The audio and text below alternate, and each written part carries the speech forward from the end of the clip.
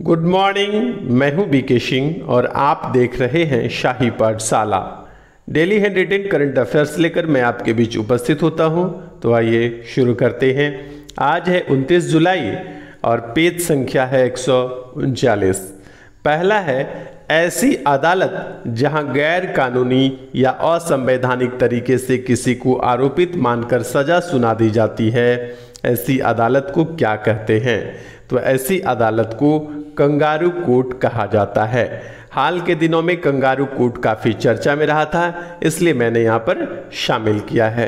तो याद रखिएगा कि ऐसी अदालत जहाँ गैर कानूनी या असंवैधानिक तरीके से किसी को आरोपित मानकर सजा सुना दी जाती है, ऐसी अदालत को कंगारू कोर्ट कहा जाता है। आइए जानते हैं इसकी व्याख्या को। हाल के दिनों में मीडिया ट्रायल एवं सोशल मीडिया ट्रायल को भी कंगारू कोर्ट कहा जाने लगा है। दरअसल जब कोई मामला विचाराधीन हो और मास मीडिया अपना खुद का विश्लेषण, गवाही और नतीजा बताकर एक समांतर केस चलाने लगे तो इसे मीडिया ट्रायल कहा जाता है। इससे पाठक अथवा श्रोता खुद आरोपित को दोषी अथवा निर्दोष के तौर पर देखने लगता है। इस बारे में शीर्ष अदालत ने कहा था कि अगर मीडिया कवरेज से किसी ट्रायल पर उल्टा असर पड़ सकता है तो मीडिया को उस मामले में रिपोर्टिंग से रोका जा सकता है। तो याद रखिएगा, यहाँ पर आपके लिए काफ़ी इम्पोर्टेंट हो जाता है कि ऐसी अदालत जहां गैर कानूनी अथवा असंवैधानिक तरीके से किसी को आरोपित मानकर सजा सुना दी जाती है तो ऐसी अदालत को कंगारू कोर्ट कहा जाता है। आइए इसके बाद दूसरा प्रश्न है, चेन्नई के जवाहरलाल नेहरू स्टेडियम में 44वें शतरंज ओलंपियाड का उद्घाटन किया गया है। किसके द्वारा किया गया है? तो यहाँ प्रधानमंत्री नरेंद्र मोदी के द्वारा नरेंद्र मोदी के द्वारा उद्घाटन किया गया है। तो यह आप याद रखिएगा कि चेन्नई के जवाहरलाल नेहरू स्टेडियम में 44वें शतरंज ओलंपियाड का उद्घाटन किया गया है। उसके बाद आइए तीसरा प्रश्न है, भारत के पहले स्वदेशी विमान वाहक पोत, उसका नाम है विक्रांत। यहाँ क्रॉस संयुक्त छूट गया है। विक्रांत को किस शिपयार्ड ने भारतीय नौसेना को सौंपा है? तो भारतीय नौसेना को कोचिन शिपयार्ड ने सौंपा है। याद रखिएगा कि भारतीय नौसेना को किस शिपयार्ड ने सौंपा है?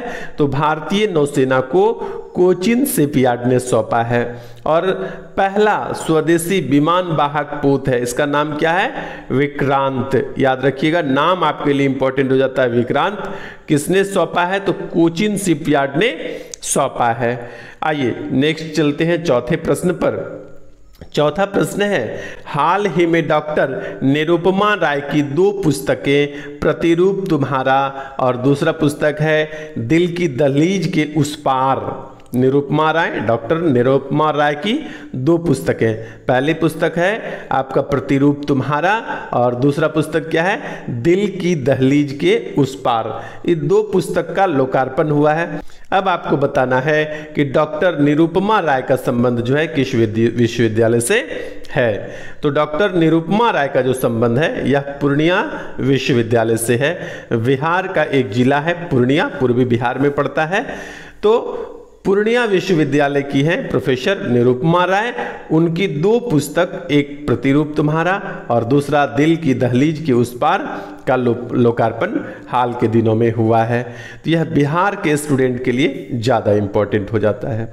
ये नेक्स्ट है, दूसरा वार्षिक अंतर्राष्ट्रीय रेंजर पुरस्कार 2022 किस भारतीय नेशनल पार्क ने जीता है? यानी कि यह दूसरी बार जीत रहा है। अंतर्राष्ट्रीय रेंजर पुरस्कार 2022 का भी जीता है। तो किस नेशनल पार्क ने जीता है? तो ये है औरंग राष्ट्रीय उद्यान या औरंग नेशनल पार्क अथवा टाइगर रिजर्व। यह असम में है। औरंग राष्ट्रीय उद्यान किस राज्य में है? तो असम में है। और अंतर्राष्ट्रीय रेंजर पुरस्कार इन्होंने 2022 का जीत लिया है। आइए जानते हैं कि अंतर्राष्ट्रीय रेंजर पुरस्कार होता क्या है।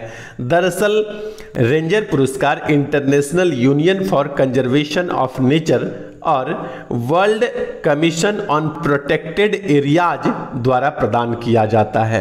यानी कि IUCN और WCPA के द्वारा जो है रेंजर पुरस्कार प्रदान किया जाता है।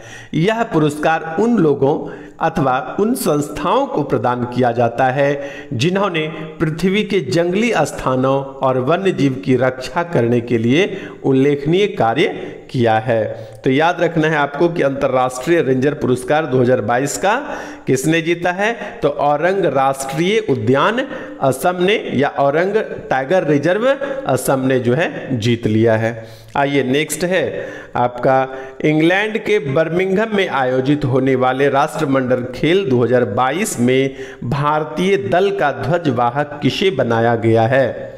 तो बर्मिंघम में आयोजित होने वाले राष्ट्रमंडल खेल 2022 में भारतीय दल का ध्वजवाहक जो है बैडमिंटन खिलाड़ी पीवी सिंधु और हॉकी के कप्तान, भारतीय हॉकी के कप्तान मनप्रीत सिंह को बनाया गया है। तो पीवी सिंधु और मनप्रीत सिंह का नाम याद रखिएगा, यह भारतीय दल के ध्वजवाहक बनाए गए हैं राष्ट्रमंडल खेल 2022 में। आइए नेक्स्ट है थांगटा और सिलंबल किन दो राज्यों का स्वदेशी खेल है।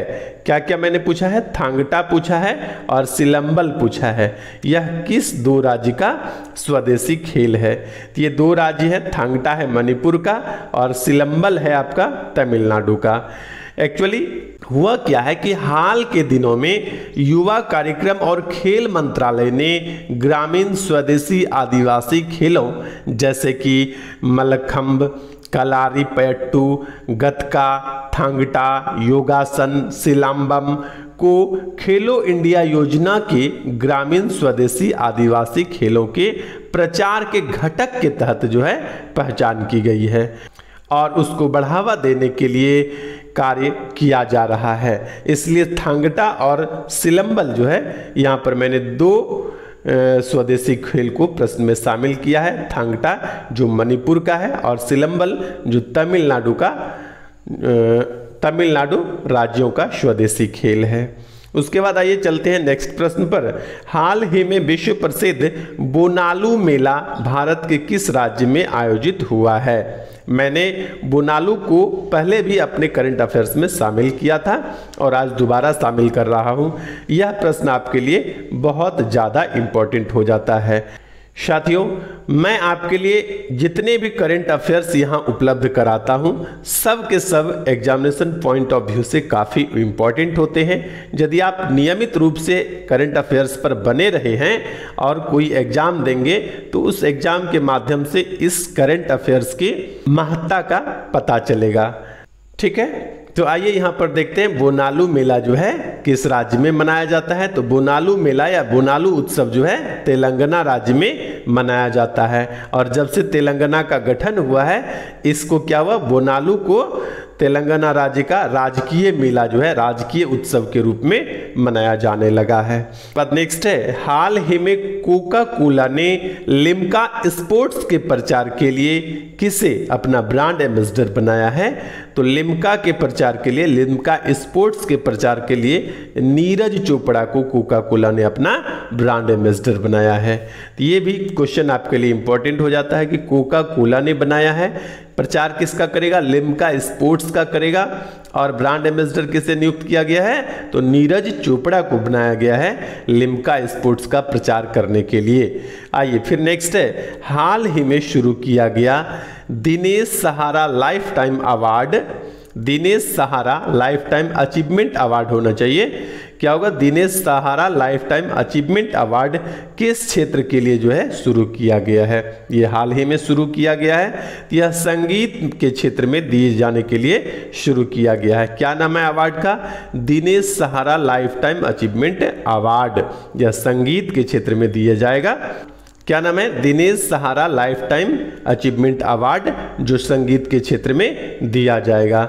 आइए चलते हैं आज के अंतिम प्रश्न पर और आज का अंतिम प्रश्न है, 29 जुलाई को बाघों को संरक्षण प्रदान करने के उद्देश्य से प्रत्येक वर्ष अंतर्राष्ट्रीय बाघ दिवस के रूप में मनाया जाता है।